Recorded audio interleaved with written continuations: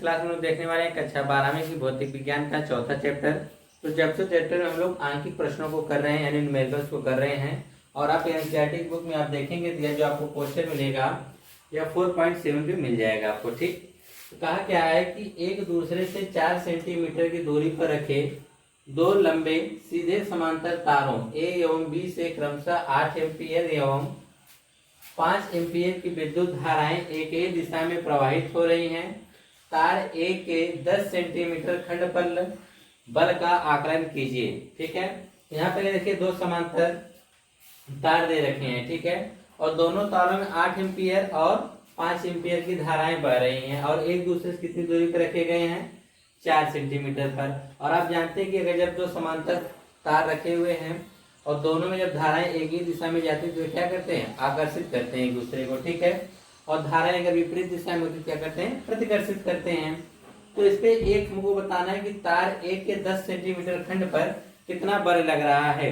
तो उसके लिए देखिए हम क्या करेंगे, जो जो चीजें हमको पता है पहले उसको हम लिख लेते हैं। ठीक है, तो कैसे क्या करेंगे, हमको क्या पता है, तार से 4 सेंटीमीटर की दूरी पर, तो यहाँ पर आपको दे रखा है कि तार का जो दे रखा है कि दूरी दे रखा है, देखेंगे दोनों तारों के बीच की दूरी, लिखेंगे दोनों तारों के बीच की दूरी, दोनों तारों के बीच की दूरी, बीच की दूरी इसको व्यक्त करते हैं स्मॉल आर से। कितना दे रखा है, 4 सेंटीमीटर।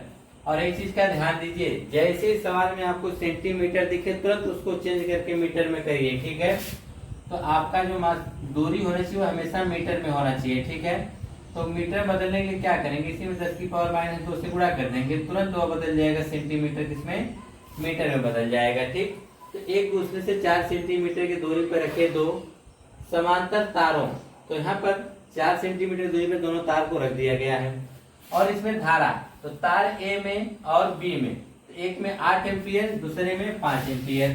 तो लिखेंगे धारा, यहाँ दो धारा पर इसमें I1 और I2 का नाम दे दिया जाता है। जो पहले तार में जा रही है उसको I1 कहेंगे, जो दूसरे तार में जा रही है उसको I2 कहेंगे।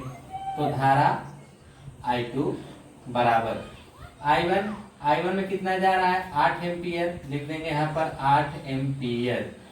तो दूसरे में कितनी जा रही है, 5 एम्पीयर, तो लिख देंगे 5 एम्पीयर धारा दूसरे वाले में जा रही है। ठीक है, और कहा है कि दोनों एक ही दिशा में जा रहे हैं। और कहा है तार ए के 10 सेंटीमीटर खंड पर बल आपसे पूछा गया है, यानी तार की लंबाई, तार ए की लंबाई, इसे यल बराबर, वह 10 सेंटीमीटर दिया तो तार हम 10 सेंटीमीटर का ही ले लेते हैं। यल का मान कितना दे रखा है, 10 सेंटीमीटर दे रखा है। ठीक है, तो अब आपको क्या करना है, पूछा है कि बल का आकलन कीजिए, तो यहाँ लिख देंगे बल F बराबर आपसे पूछा जा रहा है। देखिए इस चैप्टर में आप देखेंगे यहाँ पे दो समांतर तार है, इसके लिए फार्मूला क्या होता है, इसके लिए फार्मूला होता है F बराबर μ0/2 पाई गुणे I1 I2 बटे R गुणे में L हो जाता है। ठीक है, अगर यहीं पर यह पूछता तार एक के प्रति एकांक लंबाई पर कितना बल लगता है, तो ये इधर प्रति एकांक लंबाई जब पूछता तो यह कहाँ जाता है, इसके बटा में आ जाता है। ठीक है, और इसमें आपको सिद्ध करने के लिए सवाल भी डेरिवेशन में पूछता है कि यह बटे L बराबर μ/2 पाई गुणे I1 I2 बटा R, इसको आपको सिद्ध करना पड़ता है, या पेपर में कई बार पूछे भी जाते हैं। ठीक है, और इसके डेरिवेशन के साथ साथ इस तरह एक प्रकार के क्वेश्चन भी दे देता है, तो आपसे 5 नंबर में पूछ लेता है। ठीक, अगर डेरिवेशन पूछेगा तो 3 नंबर में, अगर उसके साथ सवाल देके पूछेगा तो 5 नंबर में। ठीक है, अक्सर होता है कि डेरिवेशन के साथ न्यूमेरिकल्स भी आपको दे देता है हल करने के लिए। ठीक है, तो जो यह न्यूमेरिकल्स, इस डेरिवेशन को आप तैयार कर लीजिएगा, साथ ही साथ यह न्यूमेरिकल्स भी। ठीक है,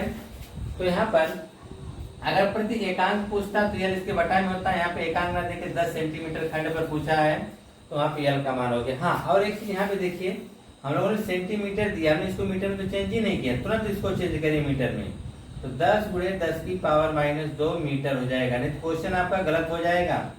यहाँ पे निकालना क्या था, बल, यानी बल F बराबर हमको निकालना था। ठीक है, आइए सभी मानों को रखते हैं।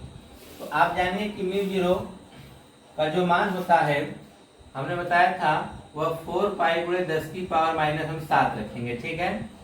और यह बटा में जो 2 पाई उसको रहने दीजिए, गुणे I1 I2, I1 का मान 5, I2 का सॉरी I1 का मान 8, I2 का मान 5, लिख देंगे 8 गुणे 5 बटा R, दोनों के बीच की दूरी कितना है 4 गुणे 10 की पावर माइनस 2 है, गुणे L लंबाई, लंबाई हमें मान रखा है कितना 10 गुणे 10 की पावर माइनस 2, 10 गुणे 10 की पावर माइनस 2।